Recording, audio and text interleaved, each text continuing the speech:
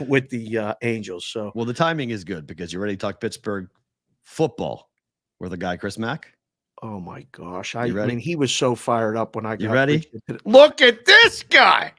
Let's get it all set up here for C-Mac. one Mr. C Mac on the program. Chris, Matt, and Dave, how are you? What's going on? How are things in Pittsburgh? Great, boys. It's a steamy one out there, which means we'll be out by the pool in a couple of minutes, enjoying the last couple of days of summer for the kids before they head back to school next week. Dave, I know yours were back this week, so yep. Go back. Daddy's got important things or things that he's going to pretend are important to do. Are you tired of summer vacation? I mean, it's fun having the kids at home, but like when the time comes, like this time of year, we started school. We're in week 3. Yeah, wow. We're in full we swing. start a little early, but we're done on Memorial Day.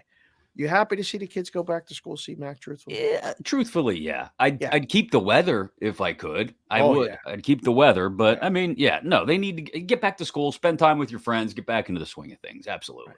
Okay. Yeah, it's always that first. We just went through it. You're going to go through that first week of getting them up to go to school. Oh, it's brutal. I love those people too, Matt, that pretend like I saw this a couple weeks ago. It was like a WebMD article or something in Google. And it's like, oh, start preparing your children for the start of the new school year by putting them to bed 10 minutes earlier every night.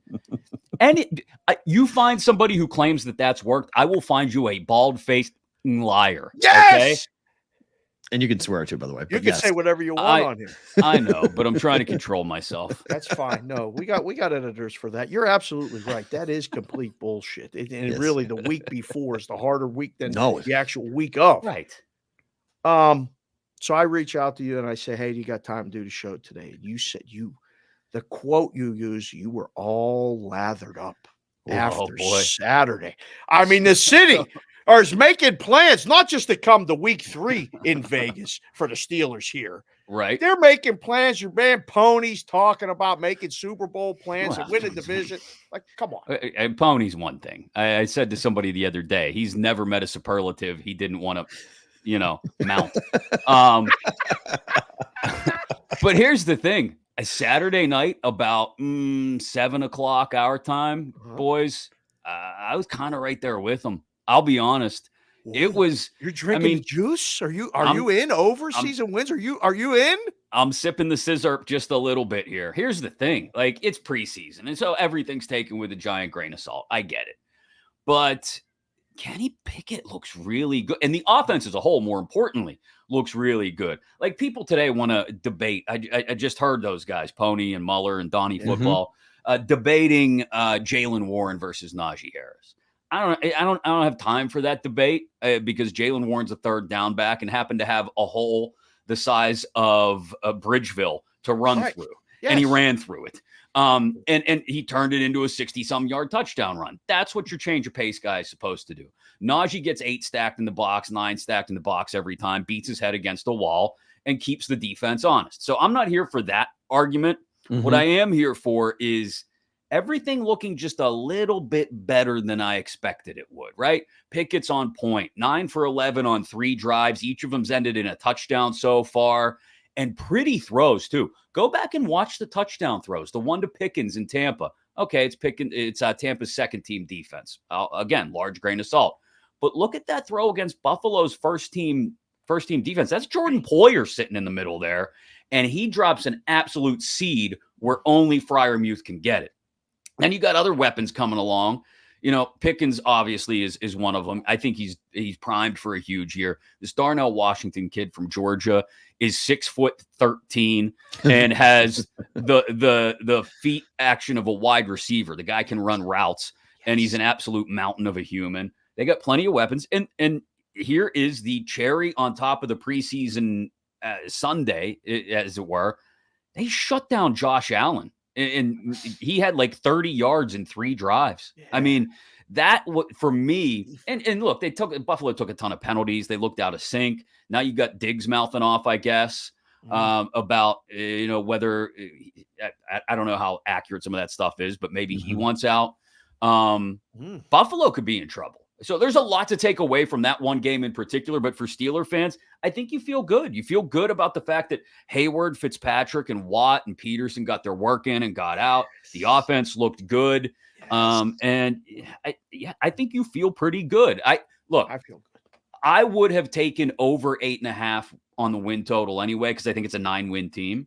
And the books, I think the same thing, that it's a 9-win team because they've juiced the hell out of it at 8.5 to the over. Yes. But now, I mean, if you're going to jump on it right now, it's anywhere between 130 and 140, plus 130, plus 140 to make the playoffs.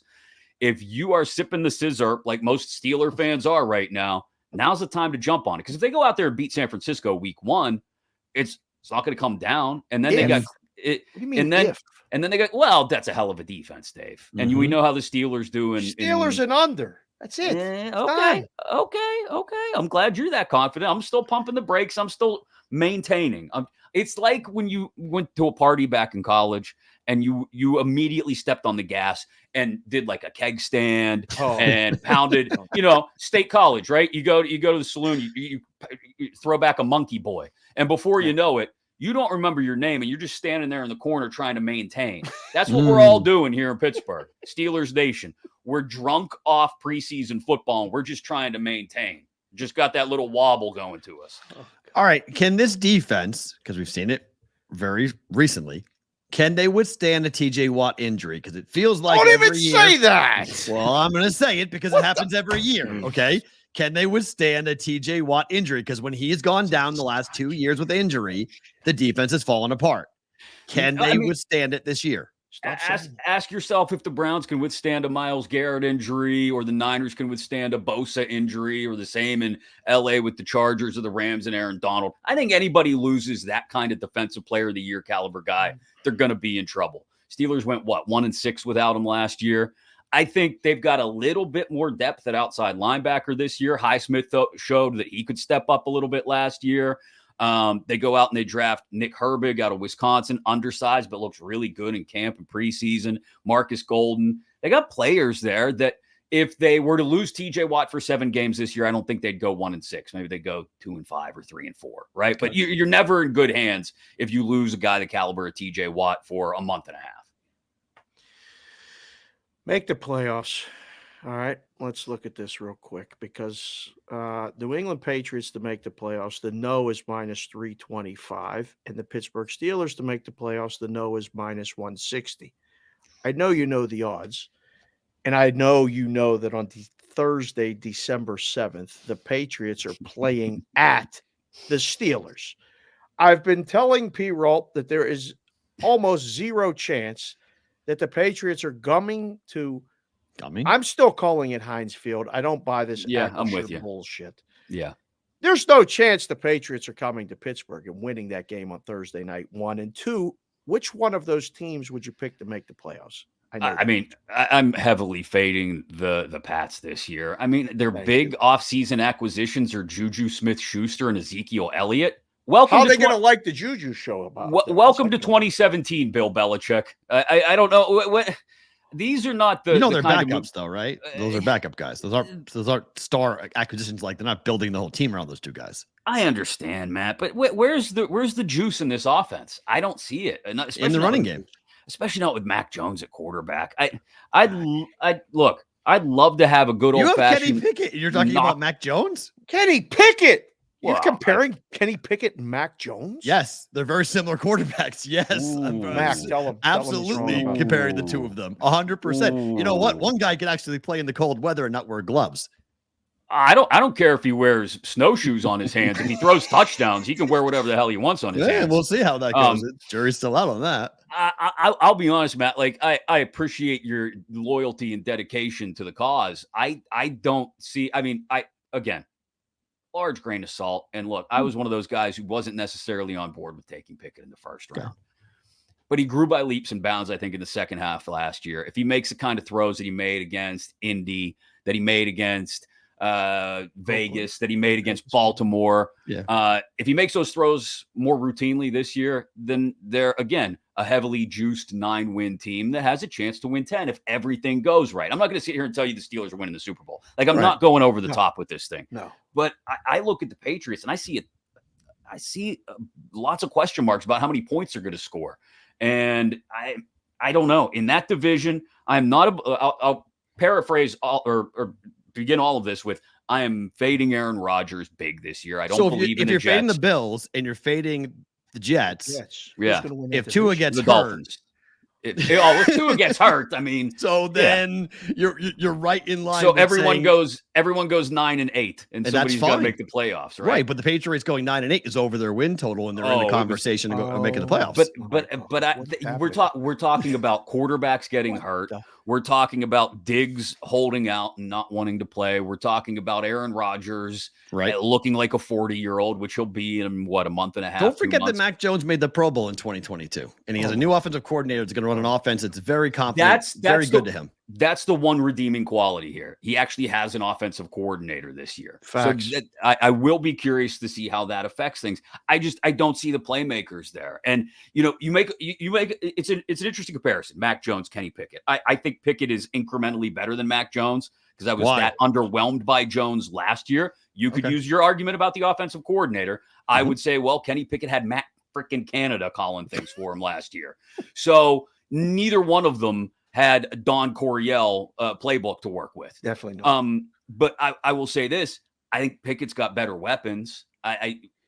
George Pickens. Look, people are sleeping on this, though. Don't forget about what the Patriots have done with tight ends, and Mike Gesicki is going to be a monster addition. You talk about the big acquisitions. Mike Gesicki could be the biggest weapon upgrade for the Patriots. We love Gesicki, don't we? Yeah. No, I'm a Gesicki fan. Penn State guy, exactly. I mean, you have Devontae Parker, you have Kendrick Bourne, you have Mike Gesicki, you've got options. It's not okay. I'll give you the weapons for the Steelers are better, 100%. I mean, the Pickens, the Pickens could wind up being an all-pro type wideout. I mean, he's phenomenal. Yeah. He's really, really good. So I'll give you that. I like but the Patriots and the Steelers are going to play very similar football games. There's going to be a lot of 1917 games in their future. Mac, if we come back for that game, will you come be on the show? If we come and do a show, we're going to go to the game. Yeah. You know, a guy could maybe hook up a tailgate and all this other stuff. Can we make that happen? I mean, I can call some people. I know a few people here and there. I mean, we're trying. We're trying. But it fits perfectly for a Thursday night Patriots Steelers. Yeah. It needs to happen. I'd love to have that, though. I mean, I'd love to have the Patriots and Steelers battling for playoff positioning there, giving us some of those old Ben Brady type vibes. Sure. Yes. I'll take it. And well, maybe you need revenge. You don't want Ben Brady type vibes because then we're walking in and we're winning. So you don't want Ben Brady type. I don't think want that. I don't think Al Riveron's still running the replay center. So we'll see about that.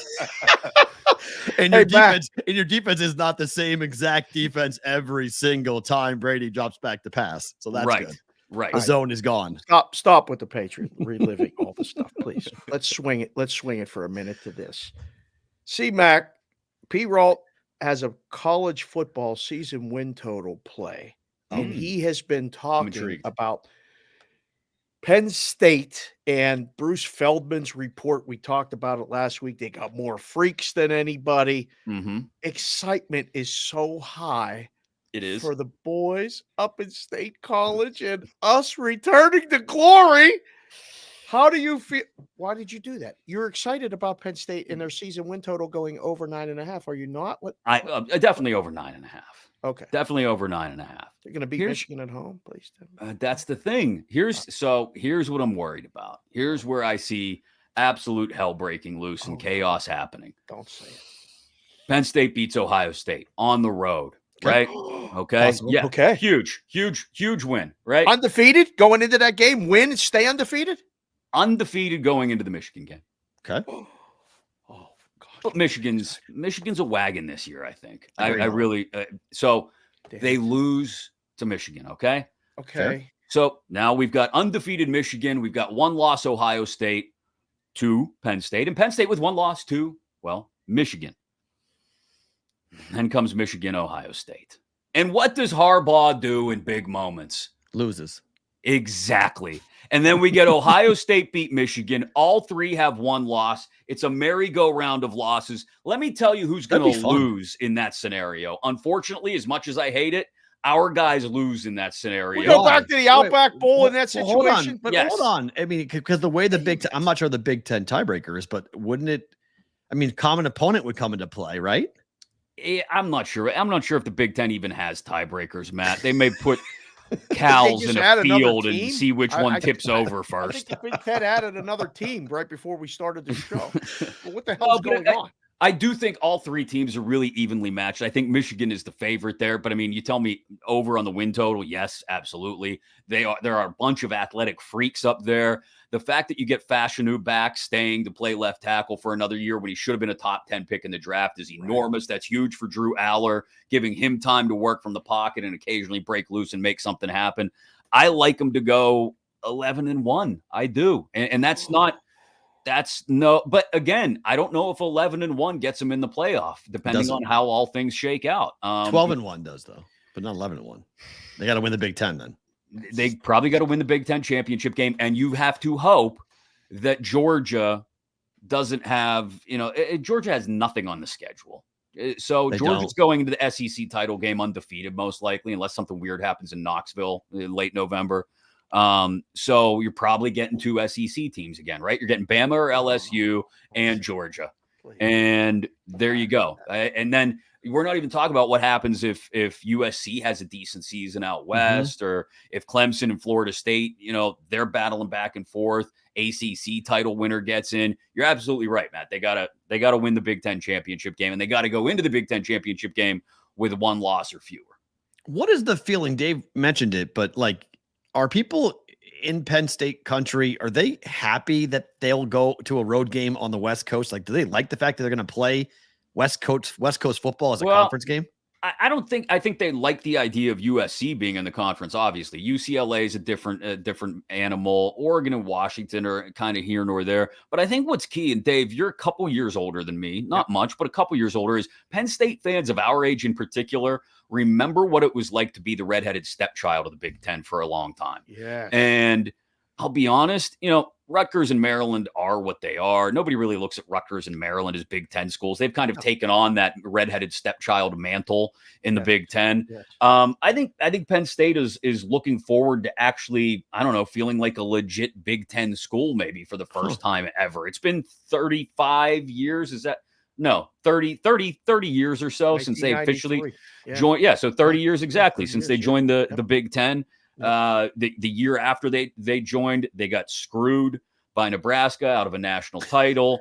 Absolutely right. Sausage King was here over the weekend. He was telling me about it. Nebraska fans. Could Johnny Carter would still be running against Oregon if there was a door at the end of the Rose Bowl. So I don't know. I think Penn State fans are just looking forward to actually feeling like a Big Ten blue blood. Like they've been a college football blue blood forever, right. But we're on the inside looking out now at the newbies coming into the Big Ten. I don't know. Kind of nice. Yeah, it is kind of nice. What about the other school in Pittsburgh, or the school in Pittsburgh, Pitt? Mm-hmm. Where are they going to end up? We were talking. Matt's a college football guy and a college guy, and I love college football, college sports. What's Pitt going to end up? They better jump to a conference, because I don't think the ACC is much for future there. Yeah, I don't think so either. Because look, Florida State and Clemson are hanging around for now in North Carolina, but I think you give it another year or two, Florida State will find the money to get out and still support their programs. North Carolina and Clemson will probably take some tips and some pointers from Florida State, right? So we're a couple years away from those three effectively breaking up the ACC. Notre Dame, then who knows what happens with them, but it leaves you with somewhere around 11 or 12 ACC schools. What's better at that point? Adding South Florida, and I don't know, who else would you add to the ACC at that point? And you start to look a little Conference USA-ish. True. Yes. So I agree. I think Pitt really needs to be proactive. The one thing I worry about, Dave, and this is flown under the radar just a little bit here because it's summertime and people aren't paying as much attention to the second page stories, is Gene Smith's hanging him up at Ohio State a year from now, right? He's said, I'm retiring a year from now. Where did Heather Lyke work for a decade and a half under Gene Smith? Columbus. Heather Lyke, the AD at Pitt, if she gets a sweet offer from Ohio State a year from now, she gone. Right. And I think that puts Pitt in a precarious position if they're working on jumping somewhere or making something happen. I'd love to see them, and the Big 12 has been really aggressive. I don't hate moving to the Big 12. reigniting that rivalry with West Virginia, the backyard brawl on a yearly basis, having some other nice matches. Is it a ton of travel? Yeah, but they have the Olympic sports programs. That's one thing Heather Lyke has done a great job of. They have the non-revenue generating programs to compete in the Big 12, whether they're playing volleyball in Waco on a Tuesday or soccer in Tempe on a Friday or whatever it may be. They can compete. They've done a great job with the Olympic sports, Heather Lyke has. So I think that would make a ton of sense for them. And the only way they could do better than that would be end up in the Big Ten. But the Big Ten has no interest in Pitt because they already have the Pittsburgh market. So I think we've talked about that before. Unfortunately for Pitt, the Big Ten will probably never happen. And that really, the SEC is not an option, which means the Big 12 is the next best, right? Or else you sit around in the ACC waiting for things to crumble around you. We saw how that worked out for Oregon State and Washington State, Stanford, and Cal. Still looking. Chris, my last one, and Dave can finish up with you. So Pittsburgh and Boston people have kind of a common enemy in John Henry because, well, the Penguins are owned by Fenway Sports Group and they own the Red Sox, and the Red Sox aren't doing anything, and the Red Sox fans really are angry at John Henry. I'm not sure if Pittsburgh fans are as angry, but what is the feeling about the Penguins, and how do Penguin fans feel about the Cup being in Las Vegas with the Golden Knights? Well, we've pressed pause, I think, a little bit on storming PPG Paints Arena with pitchforks and torches looking for John Henry or anybody else with an FSG polo on, because they went out and they got Carlson, and that's just enormous. I mean, Carlson and Letang, one of the two of them will be on the ice like 80% of the time. Yeah. If they don't have a 30% power play, it'll be embarrassing. They should be ashamed of themselves. So that's one thing. I think people expect the team to be back in the playoffs this year, bare minimum. If not, get me a couple of wins in the a couple of series wins in the playoffs. Wow. The goal has to be now in the final few years of Crosby, Malkin, Letang, and now Carlson, although he's a few years younger, get me back to a cup final. That's my expectation anyway. Maybe that standard is too high, but I think that's the only reason you go after an Erik Karlsson is to get our guys back to a cup final before you break up the band. Oh boy, do we have the goaltending to do this? Well, we won't know. We won't know until the middle of April. You can't. Tristan Jarry could go 82-0 with a .00 goals against average. He could pitch 82 shutouts, and we're still all going to sit there and wait for the middle of April in the first round of the playoffs. Bet the over. Yeah, exactly. Just bet over. Oh my God. Right. All right. That concluded the hockey talk part of the show. The last question. We're coming to that game, December 7th. Okay. All right. Say, if this happens, where are we got to go to dinner? All right. P-Roll is a foodie. Yeah. He loves good food. He's a big barbecue guy and all that other stuff. Barbecue, okay. Different. It doesn't have to be barbecue. What about Italian, Matt? Can we do Italian? Okay, sure. Okay. Papa J's in the Strip. They got a place. They got a place in Carnegie too, but I love the joint down in the Strip. Perfect. The guy that runs the place is super nice, like personally welcomes you when you walk into the restaurant, sit down. All the pasta's homemade. It's beautiful. Manja. It's fantastic.